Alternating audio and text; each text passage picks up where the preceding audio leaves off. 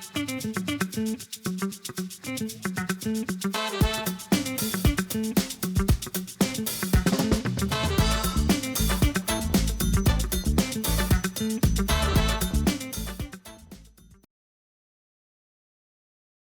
joining us. Please share this content. And thank you so much. We're live.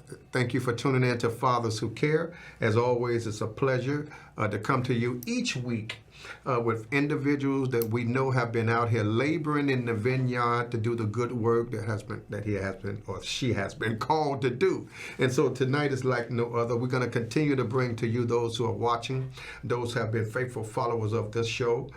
Thank you again for tuning in to Fathers Who Care. And as always, we want to give a shout out to CAN TV. We want to give a shout out to those who have been instrumental in helping us to keep what we've been keeping what we have going on for such a long time, and also empowering our young people in our violence prevention programs, in our youth development, youth leadership, community empowerment, social justice, violence prevention. I want to say substance abuse, and making sure that we are continuing to connect with each other on what we can do as community stakeholders, sector partners, to bridge the gap between our young people, between law enforcement, between all of those sector partners, to create systemic changes in our neighborhood. So I'm going to relax for a minute, and I'm going to introduce to some and present to others our guest this evening. First of all, he's a brother, he's a father, he's a committed man. He has a story to tell. I just want to keep it simple. I think he's a man that has been blessed. I think he's a man that God has touched. And you know, God has this ability to choose whom he wants to deliver a message. And so just as God has chosen you all out there to do the work that you're doing, God has chosen us to do the work that we're doing. But we're wise enough to know that we can't do the work by ourselves. So we want to encourage those of you who are watching today to continue to be the light in darkness and the salt in the earth. Continue to reach out for those who are less fortunate, and be a light to those who just need a light in whatever little darkness that they may be going through. But most importantly, understand everybody is an ex-something, all right? They just ain't been caught, all right? But we understand that in the real world that God chooses who he want to choose, but God would also send you through some things, because he want us to be humble. He want us to be encouraged. He want us to be like a diamond. Yeah. He wants us to go through that purification process, all right? So with that being said, listen, again, I want to thank you for tuning in. Fathers Who Care, of course, in additional information about Fathers Who Care, give us a call at 773-287-5821, or you can log on to fatherswhocare.org. We have a history of work that we've been doing in the community. We love what we do. We're committed to empowering our young people, to empowering our community, to empowering our seniors, those who are homeless, those who have been shut out. With all of that being said, let's get on to this conversation and talk to our guest this evening, because we have just so much we want to talk to Dr. Tillman about. But what we're going to do is we're going to digress for a minute and just say thank you, Doc. Thank you, most importantly, for the love that you have in the work that you're doing. And I want to say this openly, that I've been in some of your presentations at the university, and it's not something that you've been coached to do. It's something you have a heart to do. Yeah. And so tonight, if you allow me, we would like to use this show to talk specifically about men empowering men. Yes. But empowering men for real systemic change, for social change, for community organizing, for community empowerment, with a premise. And the premise is to work together to reduce senseless violence, substance abuse, and poverty in the city of Chicago, the state of Illinois, and in the country. And so I'd like to say that to you coming out front, because I know you have been blessed to not only be a speaker on a national level, the state level, the city level, the county level, but you have been fortunate enough to just love what you do. And in loving what you do, the Almighty has given you the desires of your heart, I would say, all right? Yeah. He has allowed you to change, to flip the script And talking about flipping the script, I want you to share with the folks, who are you? Now we know that you have a PhD, right? Yes, sir. We know that you. Well, we're going to talk about this. They don't know yet, but we know that you're an executive director of the Community Violence Intervention, or the CVI, that most folks are talking about all over the place, Leadership Academy, but they don't know what it means. But before we get into that and talk about those things that you're doing, tell us, who are you personally? We know that you're a father. Right. So tell me about you personally, and then we want to go into talking to you about your purpose, about the work that you're doing, if that's okay. Yeah, perfect. Okay, go ahead. I want to start by saying, first and foremost, I'm a child of God. Absolutely. Give me some of that. I'm a child of the living God. Can't get away from that and one. I got to say, in Him I live, I move, and I have my being. Absolutely. And without Him I can do nothing. And I give God all the glory for everything I have accomplished, for every heart I've touched, for every word that came out of my mouth that was prosperous. And I believe if God not involved, then there's not going to be any impact. So yeah, what you doing it for? I want to start by giving God the glory and say that I'm a father. I'm in a relationship, moving toward making it stronger, hopefully marriage. I'm a son, I'm a grandson, a nephew. I'm a person who grew up with family, but I grew up in a time that was really confusing. I would say the 70s and 80s was really confusing, as we, as a country, were really considering the definition of what it is to be a man. Okay. And the reason why I say that is because when you think about being, and I want to put emphasis not on just being a man, but a black man in the urban city. Most black men in urban cities that grew up in the 70s and 80s, From the west side. yeah, from the west side of Chicago, in the Austin community. The best side, by the way. We were influenced by the films and black exploitation. And you think about the movies that were out that were supposed to be role models. We have Superfly, the Mac, all those things that had negative connotations, but it was things we ascribed to. And one of the things I'll say about systemic racism and structural violence is it creates what we call a caste system. And the caste system is where it's individuals that's trapped in a specific economic area, in a specific work area. And what that looks like is, if you think about in the black community, every time somebody get $10, what the first thing they do, they get a job, they move. So what you find is people growing around where everybody's poor. It's only in an impoverished black community. Everybody's poor. Everybody's struggling. Everybody knows somebody that's doing this or that. And it's a misrepresentation of the possibilities of African Americans. And we got to change that system where we are more diverse, like other ethnicities, where even if you poor, you might live next door to a doctor. In other neighborhoods, like in Latino neighborhoods, particularly Mexican or Puerto Rican or in Greek town, they have diversity. And what that allows is a child to be able to dream because he has close proximity to everything. Okay. But if everything within your reach is poor, you begin to think that's what life is. And the reason why I brought Product that up, of your environment. yes. You Yes. think what you are, and you become what you are. And I think that contributed to me getting involved in subculture groups, which we call gangs. I played sports, tried to go to the military. I went to the military. And I tried various avenues to try to obtain success. But what ended up happening is that I ended up finding success doing the wrong thing. And that wasn't my first recourse. I didn't say, who grows up and say, I want to sell drugs or I want to do this or do that. But when you don't know anybody that's doing the things, even if you see the Cosby Show, but you don't know no black doctors, you don't know no black lawyers. I'm just saying, so it seems far-fetched. And I end up getting caught up in the cycle of trauma.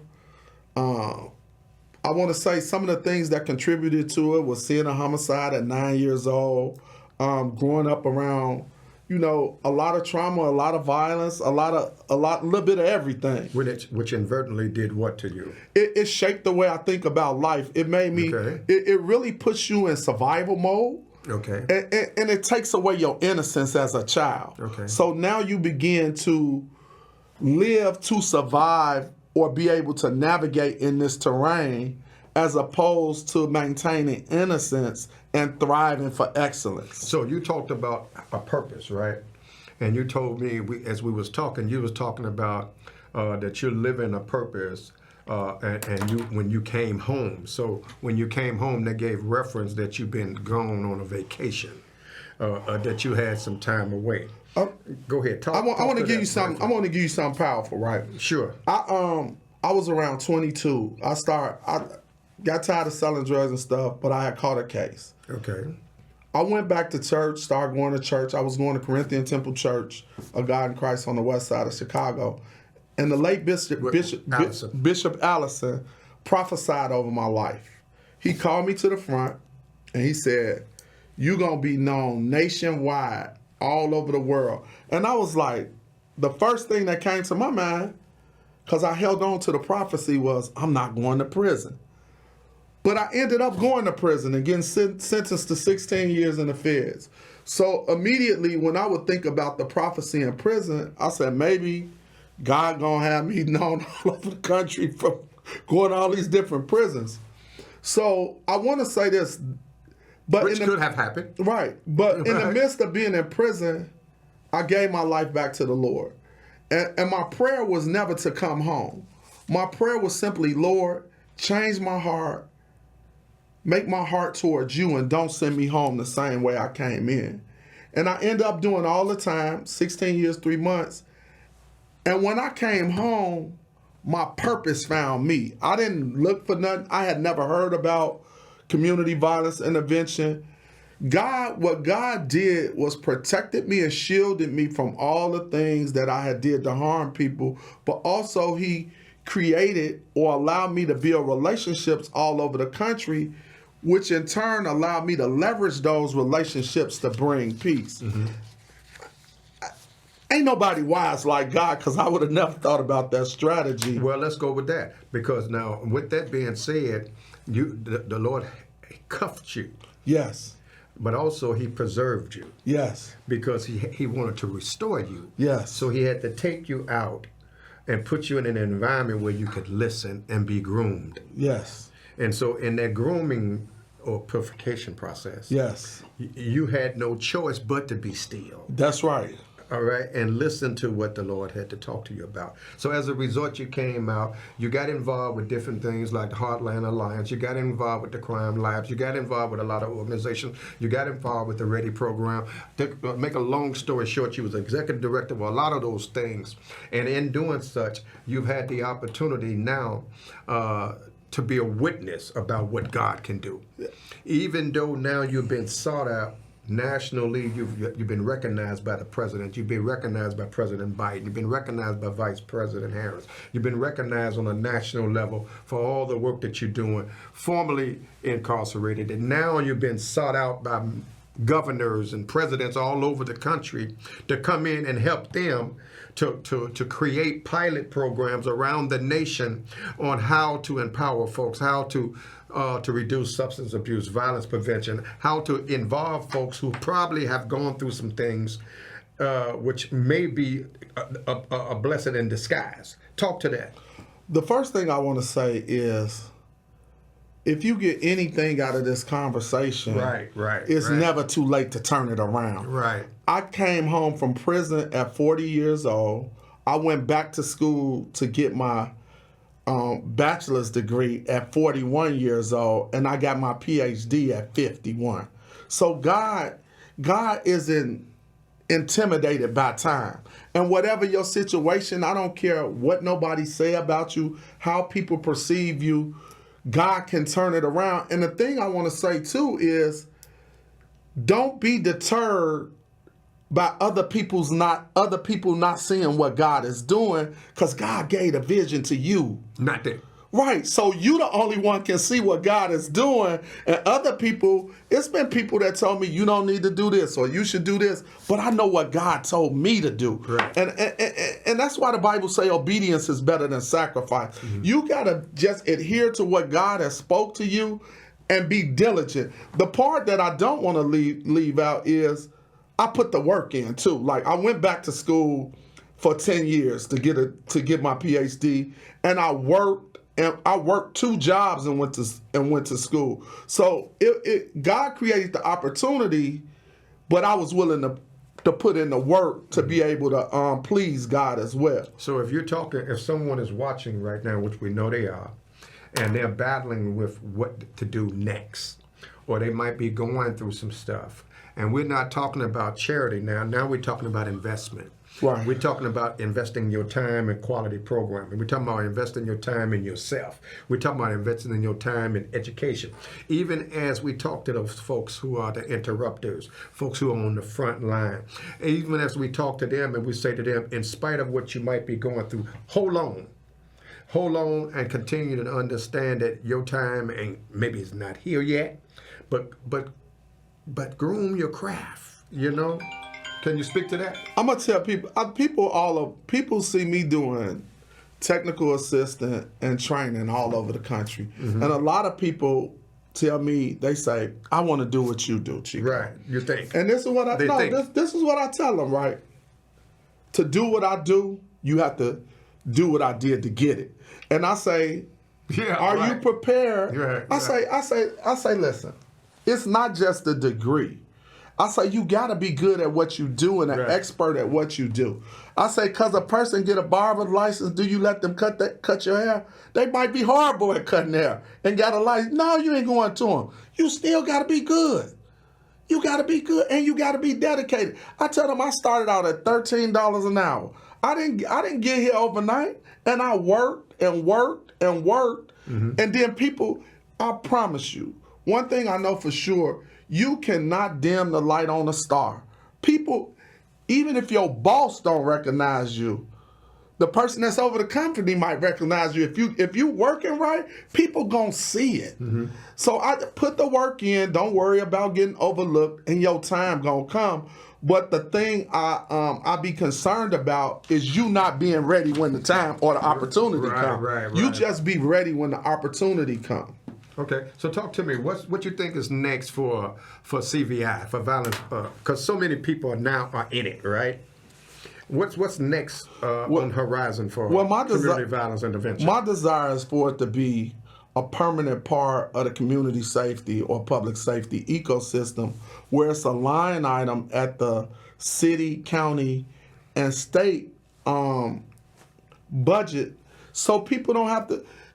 Could you imagine somebody working, going into situations where 2 people are armed, 2 people intoxicated, 2 people talking about killing each other, but you still got the anxiety, am I going to have a job next year?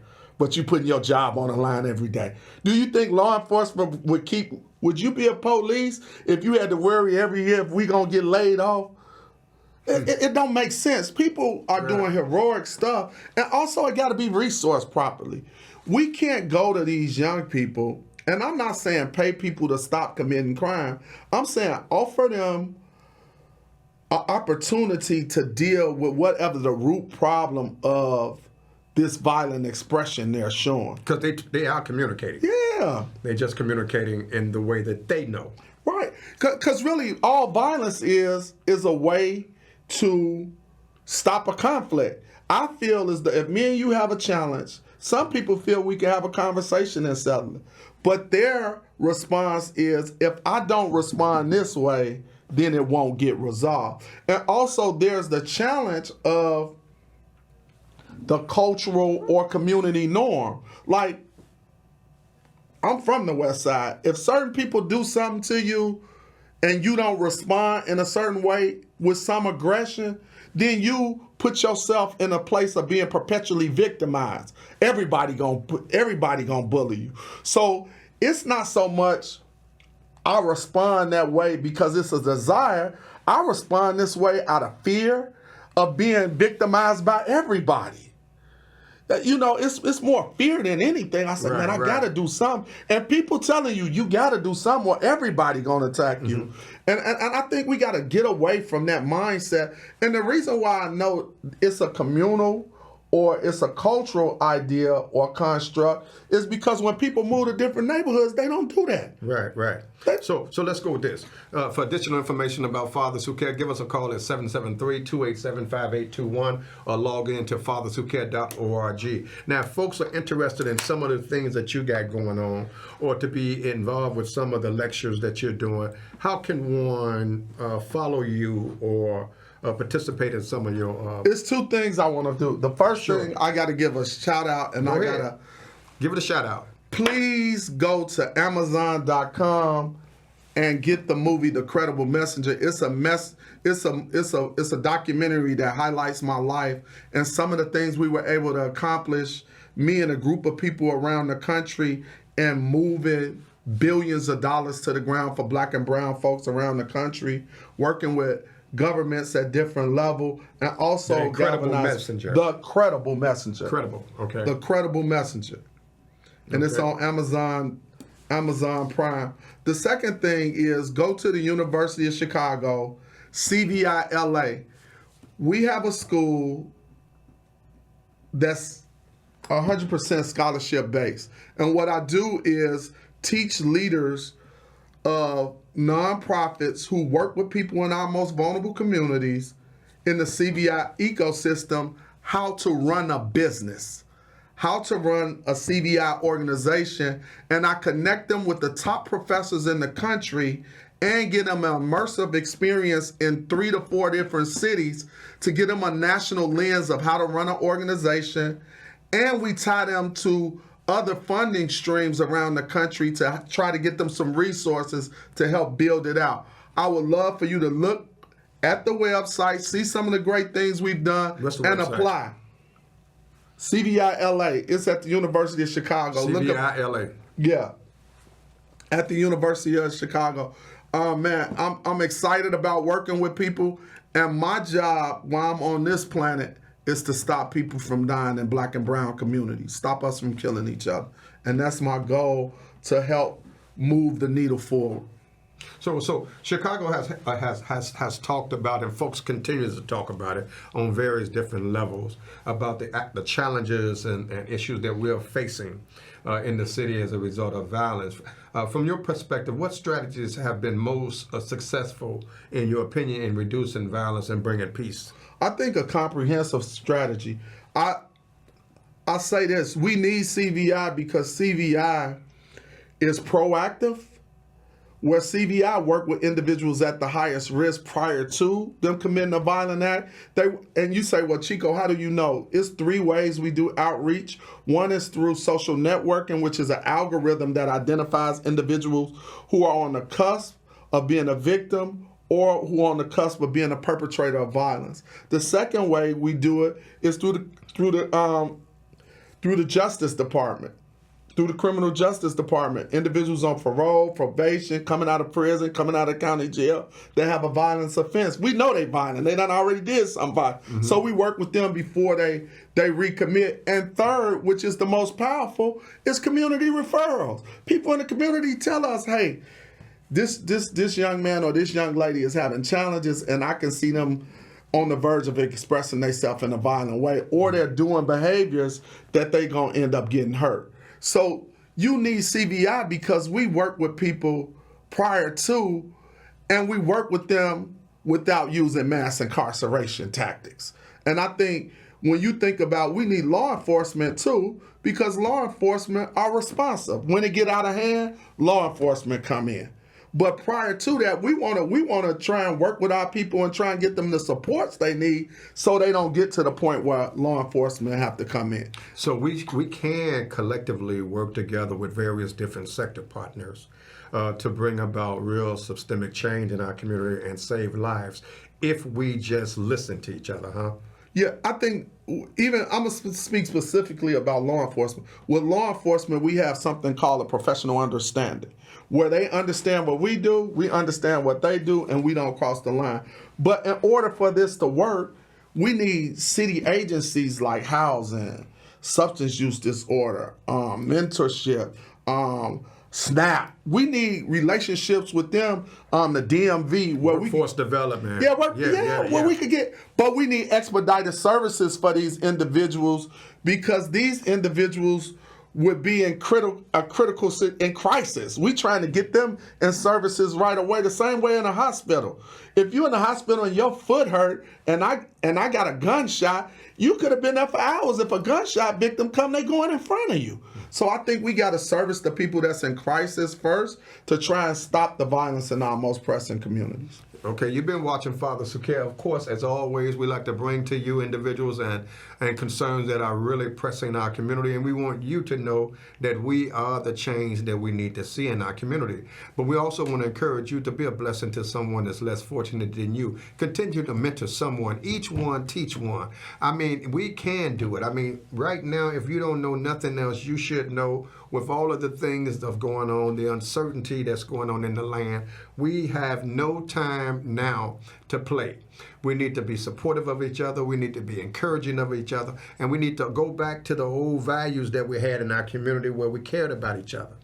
And men in the neighborhood, take back your role in the community of policing your own community, policing your own home, policing your own block, and making sure that things are on your block with some dignity, all right? So let's do this again. So thank you again. We're going to come back with you on additional information. Next week, you'll have some of our young people on talking about what some of the issues that they're facing. But we want to encourage you all to continue to do the good work that you're doing. Doc, give us some closing comments. Work the works while it is day, night cometh when no man can work. I encourage you to start today. You ask me, how do you finish a marathon? One step at a time. Yeah. So start today. Yeah. Change your life today. And I promise you, if you seek God, He'll carry you through. Absolutely. I like that metaphor. And here go another one. How do you eat an elephant? One bite at a time. There you have it. So with that being said, listen, don't sweat yourself. Continue to do the good work and God will do the rest. We'll talk to you soon. God bless you. Good night. Keep the faith. Love is the answer. I love you.